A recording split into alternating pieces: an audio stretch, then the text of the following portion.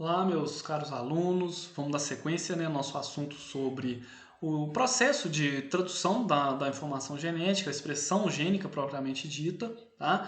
Nessa videoaula a gente vai falar dos mecanismos, de como esse processo de tradução ocorre. Tá? Nesse panorama, a síntese de proteínas ela pode ser, didaticamente, a gente vai dividi-la em algumas etapas, alguns estágios. A gente vai falar da ativação do aminoácido, a iniciação do seu processo, o alongamento, a terminação e o processamento. Tá? Então, a gente vai falar de cada uma desses estágios nessa videoaula, começando pela ativação do aminoácido. Tá? Durante o primeiro estágio desse processo de tradução, os aminoácidos eles vão ser ativados no citosol. O que seria essa ativação? Seria ligar esse aminoácido no seu respectivo RNA transportador. Tá? Então a gente vai ter um RNA transportador ou mais de um, né, específico para um determinado aminoácido, tá?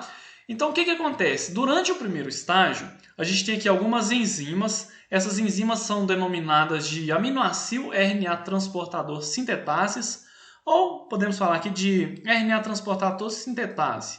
Essa enzima representada aqui, sombreado aqui, que olha, ela vai unir um aminoácido, aqui por exemplo, o aminoácido triptofano, ao seu RNA transportador específico, ok? Então, cada enzima dessa daqui, que olha, essa RNA transportador sintetase, ela vai ser específica tanto para um aminoácido quanto para um ou mais RNAs transportadores correspondentes. Lembram que eu posso ter mais de um códon para um determinado aminoácido? Então aqui, para cada um desses mais de um códon, vamos supor, eu tenho 6 códons para leucina. Eu vou ter 6 RNAs transportadores diferentes, ok? Então essa enzima aqui ela vai ser específica para um aminoácido específico e para um ou mais RNAs transportadores correspondentes, ok? Geralmente essa enzima aqui ela vai ser específica para todos esses mesmos RNAs transportadores que codificam ali um único aminoácido, ok? Então vamos lá. Essas enzimas elas vão catalisar a formação desse aminoácido RNA transportador. Tá? Essa reação, a gente vai ter gasto de energia, vai acontecer aqui uma clivagem simultânea aqui de ATP, estão vendo o ATP aqui, que olha, e vai liberar pirofosfato e uma molécula de AMP. Okay? Ou seja, toda vez que eu quero sintetizar uma proteína, se a gente for pensar no gasto de energia, para cada aminoácido que é ligado ali naquele RNA transportador, eu vou ter um gasto de energia. Tá? Esse gasto de energia ele vai garantir a fidelidade da síntese proteica. Por quê? Porque a fidelidade da síntese das proteínas, ou seja, o código, a leitura daquele código ali, ela vai ser garantida aqui. Por quê? Porque o RNA transportador, o aminoácido que está ligado no RNA transportador, ele não vai ser conferido lá no ribossomo, não. Tá? Então aqui o que vai garantir a fidelidade desse processo de tradução é essa enzima aqui. Essa enzima ela tem que ser capaz de garantir que o aminoácido correto está sendo ligado no transportador específico para ele. Tá? Portanto, uma dada enzima ela deve ser específica tanto para o aminoácido como também para o seu RNA transportador. A gente basicamente aí pode citar esse processo de ativação aqui como um segundo código genético. O que seria isso? Seria a leitura dessa enzima de um código dessa informação genética que está contida no RNA transportador, que seria responsável por gerar um determinado aminoácido. Ok? Ficou claro? No final, o resultado seria que um aminoácido que foi selecionado por um determinado códon, com base no anticódon do RNA transportador. Beleza? Então, no final aqui, a gente vai ter um RNA transportador que vai parear com o RNA mensageiro e esse códon aqui do RNA mensageiro vai corresponder a um determinado aminoácido. Beleza? Quem garante essa fidelidade? A RNA transportador sintetase. É ela que garante a especificidade do RNA transportador para o seu respectivo aminoácido. Beleza? Lá no ribossomo, esse aminoácido não é conferido, não. Se ligou alguma coisa diferente aqui, um aminoácido diferente aqui nesse RNA transportador, ao chegar esse RNA transportador lá no RNA mensageiro, vai ser adicionado o aminoácido errado. Tá? Então, aqui que a gente tem que garantir essa fidelidade. Beleza? Então, pessoal, a síntese das proteínas ela vai acontecer quando o RNA transportador e a molécula de RNA mensageiro se associam aos ribossomos, ok? Vamos lembrar o que são esses ribossomos? Eles são organelas constituídas principalmente de RNA ribossômico e proteínas, ok? Eles são formados por duas subunidades, a gente pode perceber aqui que olha, essas duas subunidades separadas e elas também aqui unidas. Uma subunidade ela é maior e outra ela é menor, tá? A gente vai ter aqui algumas pequenas diferenças entre os ribossomos eucarióticos e procariotos, tá? Qual que é a diferença? Basicamente seria naquele coeficiente de sedimentação. O que é um coeficiente de sedimentação, Ricardo? É basicamente um processo de centrifugação que acontece dessas proteínas com base na sua densidade. Tá? Vocês vão lembrar lá de aulas anteriores, por exemplo, na citologia, na microbiologia, que as bactérias elas vão apresentar ribossomos com coeficiente de sedimentação 70S. O que seria esse 70S? Seria uma velocidade de centrifugação, a gente pode fazer esse paralelo, que vai promover a sua separação com base na sua densidade. Tá? Os eucariotos vão ter um coeficiente de sedimentação de 80S, ou seja, ele é um pouco mais denso, ele é mais complexo, ele vai ter mais proteínas, mais RNAs ribossômicos, por isso ele é mais pesado. Tá? Se a gente puder separar aqui, o ribossomo procarioto ele vai ter duas subunidades.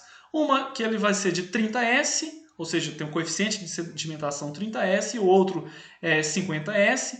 Já nos eucariotos, esses coeficientes são de 40 e 60 para a subunidade menor e maior. Tá? Combinado aí vai gerar um coeficiente de 80S.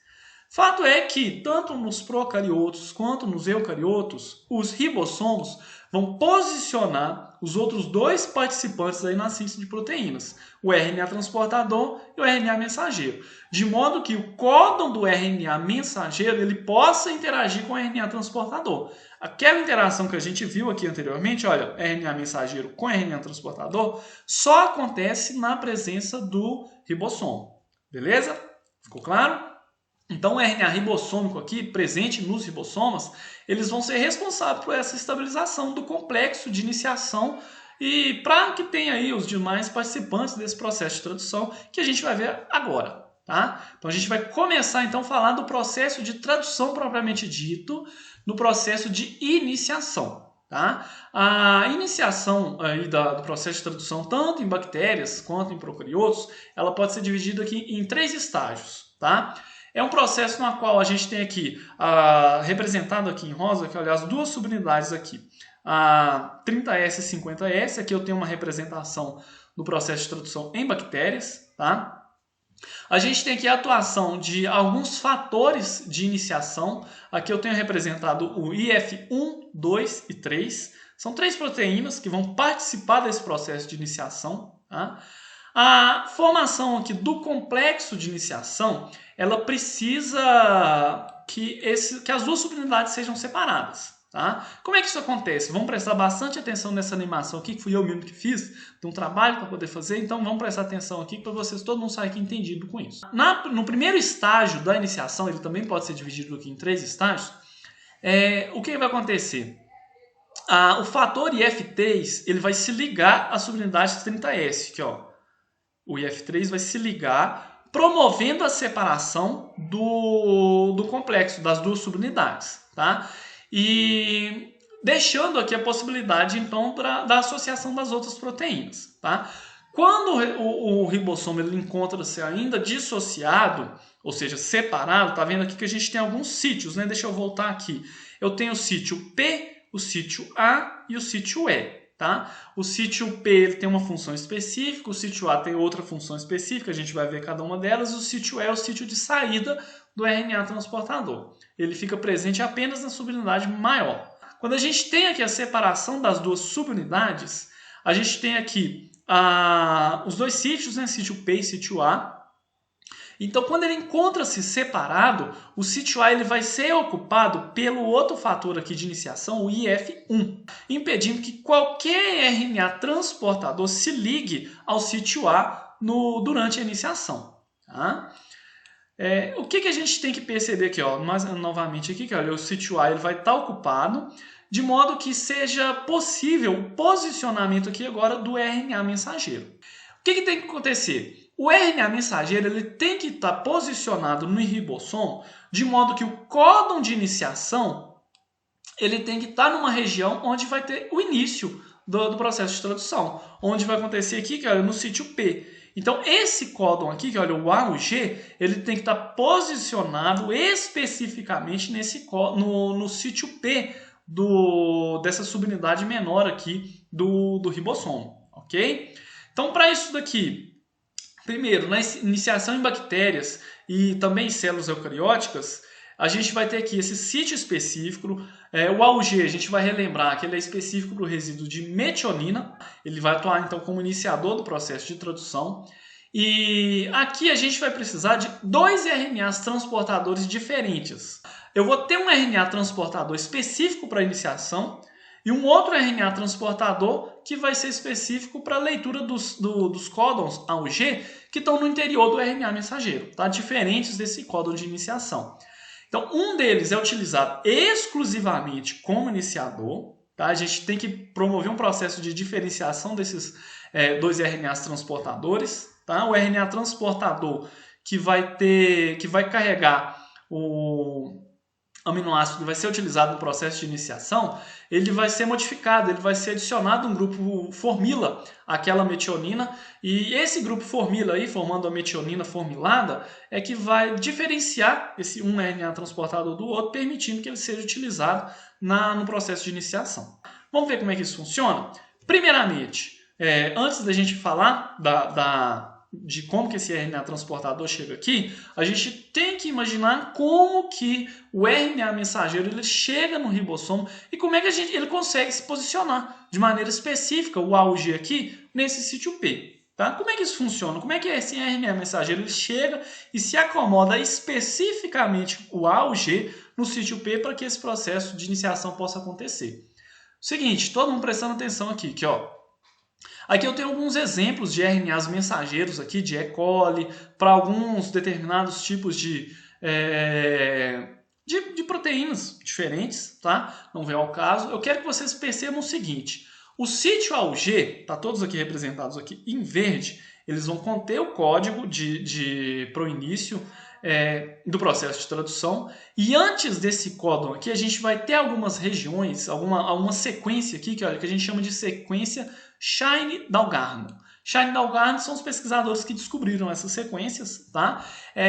A gente vai ter aqui que, olha, uma sequência de nucleotídeos específicas que vão parear com uma região de RNA ribossômico no ribossoma. Estão vendo aqui essa figurinha aqui que, olha, eu tenho aqui uma sequência Shine-Dalgarno aqui antes do códon AUG e ela vai parear especificamente aqui, que olha, com o RNA ribossômico, de modo que ele vai acomodar essa interação aí, vai acomodar a sequência iniciadora, o AUG, numa posição precisa na subunidade 30S no sítio P, ok?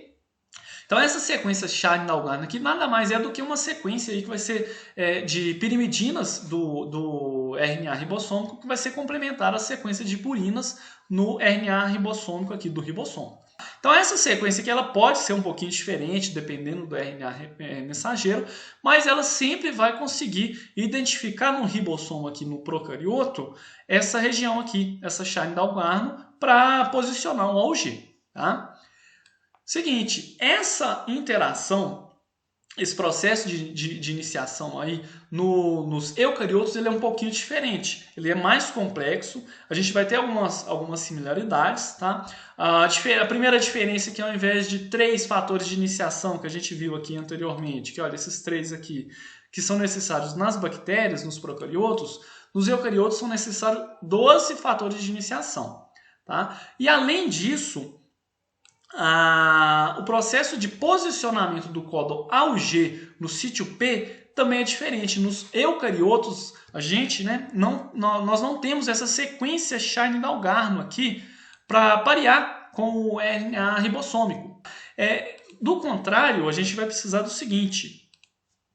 A gente vai ter aqui a principal diferença, né?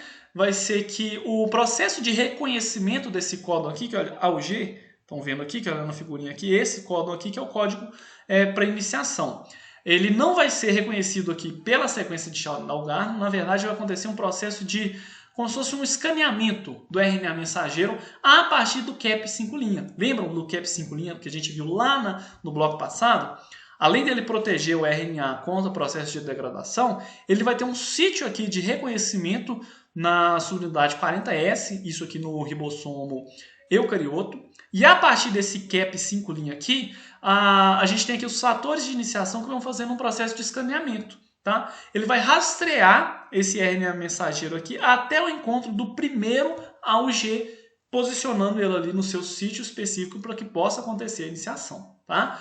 Além disso, além do cap 5', a gente também tem aqui a ligação da cauda poliar nesse complexo de iniciação. Tá? Então a gente tem a participação aqui das duas caudas, tanto do cap 5' quanto da cauda 3', né, a poliar, que a gente também viu no bloco passado. E a partir do cap 5' é feito esse processo de rastreamento aí até o encontro do códon AUG. Beleza? As demais etapas, a etapa 1 e a etapa 3, elas são superficialmente aí semelhantes. A primeira que a gente viu aqui, né, esse processo de separação das subunidades maiores a menores, é um processo semelhante. O estágio 2 aqui agora que a gente vai ver é onde acontece essa pequena diferença. A gente vai falar aqui um pouquinho mais sobre o estágio 2 da iniciação em procariotos. Tá? Então a gente tem aqui em procariotos um RNA transportador que teve a metionina formilada. Estão vendo aqui esse aminoácido aqui? Esse aminoácido ele foi modificado para que a gente consiga identificar um RNA transportador que vai reconhecer o códon de iniciação. Então, como é que isso funciona? Olha aqui, esse RNA transportador, ele vai reconhecer aqui que, olha, o IF2, o fator de iniciação 2 aqui, que, olha, ele vai estar ligado a uma molécula de GTP. Então, aqui também nesse processo aqui de reconhecimento, a gente vai ter gasto de energia. Nesse processo aqui, a gente vai ter a formação do posicionamento aqui do códon iniciador com o anticódon do aminoácido, com o auxílio desse fator de iniciação aqui, o IF2. Tá? E por fim, no terceiro estágio, a gente tem aqui a liberação de todos os fatores de iniciação, inclusive o gasto de energia aqui liberando o GDP, no lugar de GTP, para que possa a subunidade maior do ribossomo se ligar nesse complexo. Tá? Então, simultaneamente aqui a gente tem a hidrólise do GTP, liberando GDP e fosfato inorgânico, a liberação dos fatores de iniciação, dos 3 fatores de iniciação. Assim, o complexo de iniciação agora ele está pronto para que a gente tenha um processo de alongamento da proteína. Ou seja, aqui agora a gente tem o primeiro aminoácido aqui posicionado, os próximos aminoácidos vão chegar aqui, que olha, carregados pelo RNA transportador no sítio A, onde a gente vai promover as ligações entre os aminoácidos.